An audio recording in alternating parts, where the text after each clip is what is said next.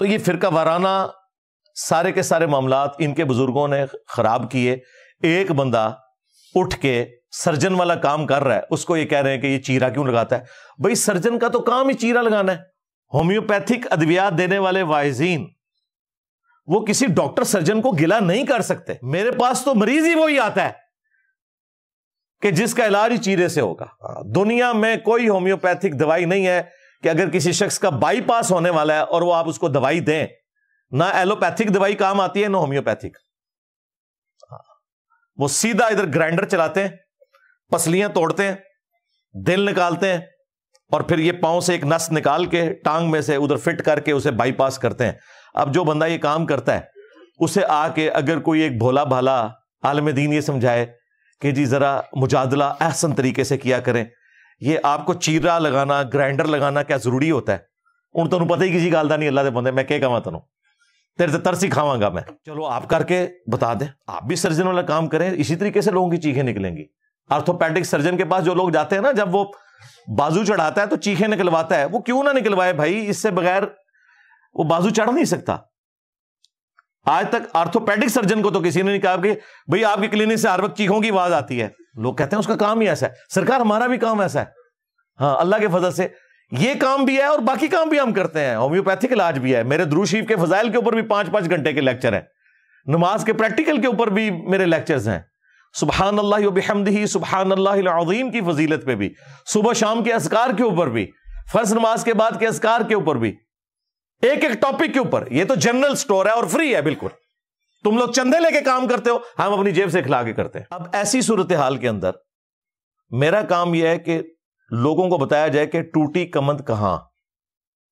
اصل میں پرابلم بڑوں نے خراب کیا, جس کی وجہ سے آج امت میں انڈیا کے 2 شہروں کی بنیاد کے اوپر فرقے بن گئے. 1866 میں دیوبند مدرسہ بنا, اس سے پہلے دنیا میں کوئی مسلمان دیوبندی نہیں تھا. جس فرقے کی عمر بمشکل 150 سال ہے, وہ یہ کہہ رہے ہیں ہم اسلاف کے امین ہیں. اچھا اگر آپ امین ہیں تو بریلوی بھی تو حنفی ہیں. ان کا مدرسہ بنا ہے 1904 میں منظور الاسلام بریلی میں. اس سے پہلے دنیا میں کوئی مسلمان بریلی نہیں تھا. بریلوی دیوبندی انڈیا کے 2 شہروں کے نام کے اوپر فرقے بن گئے. کہتے ہیں نہیں دونوں ہی حنفی ہیں. اچھا دونوں حنفی ہیں تو ایک دوسرے کو کافر کیوں سمجھتے ہیں, مسجد کیوں ادا کرتے ہیں, سر کیوں پھاڑتے ہیں ایک دوسرے کے اسلام آباد میں مسجد حاصل کرنے کے لیے؟ نہیں یہ بعد میں خراب ہوئے ہیں. جو پرانے حنفی تھے نا وہ بالکل ٹھیک تھے. توبہ توبہ پرانے اگلوں 400 سال تک, 1517 سے 1917 تک سلطنت عثمانیہ نے خانہ کعبہ میں 4 مسلے ڈالے ہوئے تھے. ان کی کلٹ تصاویر بھی موجود ہیں. جب وہ سعودی حکومت نے مسلے اٹھوائے نا, بلڈنگز انہوں نے 1955 میں توڑی ہیں.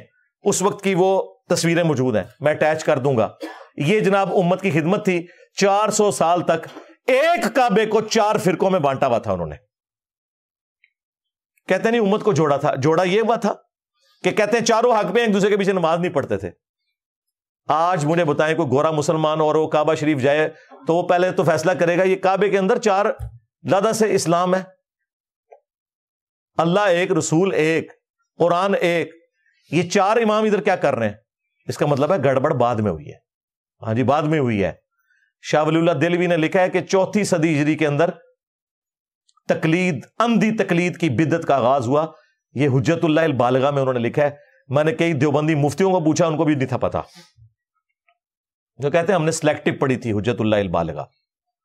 جی ہاں, شاہ ولی اللہ نے لکھا ہے سب تو وڈی بدعت امت اچ فرقہ واریت اماموں کے نام کے اوپر اندھی تقلید ہے.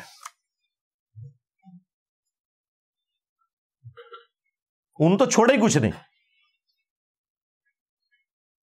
ان کا اس سے پہلے مسلمان اس کاموں میں انوالو نہیں تھے. پھر انہوں نے حنفیوں کو بھی صحیح رگڑا لگایا اس مسئلے میں. انہوں نے کہا بخاری اور مسلم کی صحت کے اوپر امت کا اتفاق ہے, ان سے بغض رکھنے والا اہل سنت سے خارج ہے. سب سے زیادہ بغض حنفی رکھتے ہیں کیونکہ ان کی نماز کا طریقہ بخاری مسلم کے مطابق نہیں ہے. یعنی رکوع میں جاتے وقت اور رکوع سے اٹھتے وقت رفع الیدین. الٹا کوئی رفع الیدین شروع کر دے اسے کہتے ہیں عنقریب قادیانی ہو جائے گا. اوے قادیانی تو تھوڑے پر آ جائے. ہاں جی, حنفی بریلوی, حنفی دیوبندی اور حنفی قادیانی. قادیانی فقہ میں حنفی ہیں, وہ بغیر رفع الیدین کے نماز پڑھتے ہیں. اور انہوں نے کیا مشہور کیا؟ جو رفلی دان شروع کرے وہ قادیانی ہو جاتا ہے. کتنا بڑا جھوٹ مشہور کیا. تو آپ لوگ ہمیں قادیانیوں کے ساتھ ملائیں تو پھر ہم تو بتائیں گے کہ قادیانی تو آپ لوگوں کے بھائی ہیں بھائی, وہ تو آپ لوگوں کے طریقے کے مطابق نماز پڑھتے ہیں. اس وقت جو ان کے مربی ہیں ان کی تو باقاعدہ ویڈیو ریکارڈ ہے کہ ہم منفی ہیں.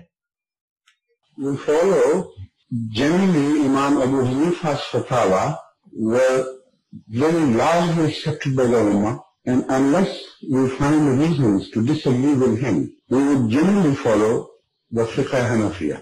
Investigate personally directly. The overbearing principle should be that you follow Hazrat Imam Abu Hanifa. This is the entire attitude of Jamaat Ahmadiyya. تو دیکھ لیں اللہ کے فضل سے انہوں نے جو جو ملمہ کاری کی ہوئی تھی نا جھوٹ کی, ایک ایک کر کے اترتی جا رہی ہے اللہ کے فضل سے, الحمدللہ. تو یہ فرقہ وارانہ سارے کے سارے معاملات ان کے بزرگوں نے خراب کیے. ایک بندہ اٹھ کے سرجن والا کام کر رہا ہے, اس کو یہ کہہ رہے ہیں کہ یہ چیرا کیوں لگاتا ہے؟ بھائی سرجن کا تو کام ہی چیرا لگانا ہے. ہومیوپیتھک ادویات دینے والے واعظین وہ کسی ڈاکٹر سرجن کو گلا نہیں کر سکتے. میرے پاس تو مریض ہی وہی آتا ہے کہ جس کا علاج ہی چیرے سے ہوگا. دنیا میں کوئی ہومیوپیتھک دوائی نہیں ہے کہ اگر کسی شخص کا بائی پاس ہونے والا ہے اور وہ آپ اس کو دوائی دیں, نہ ایلوپیتھک دوائی کام آتی ہے نہ ہومیوپیتھک.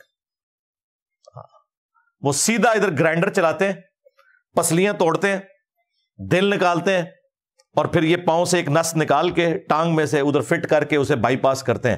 اب جو بندہ یہ کام کرتا ہے اسے آ کے اگر کوئی ایک بھولا بھالا عالم دین یہ سمجھائے کہ جی ذرا مجادلہ احسن طریقے سے کیا کریں, یہ آپ کو چیرا لگانا گرائنڈر لگانا کیا ضروری ہوتا ہے؟ ان تو پتہ ہی کسی گال دا نہیں اللہ دے بندے, میں کہہ کہاں تنوں تیرے سے ترسی کھاواں گا میں. چلو آپ کر کے بتا دیں, آپ بھی سرجن والا کام کریں, اسی طریقے سے لوگوں کی چیخیں نکلیں گی. آرتھوپیڈک سرجن کے پاس جو لوگ جاتے ہیں نا, جب وہ بازو چڑھاتا ہے تو چیخیں نکلواتا ہے. وہ کیوں نہ نکلوائے بھائی, اس سے بغیر وہ بازو چڑھ نہیں سکتا. آج تک آرتھوپیڈک سرجن کو تو کسی نے نہیں کہا کہ بھئی آپ کی کلینک سے ہر وقت چیخوں کی آواز آتی ہے.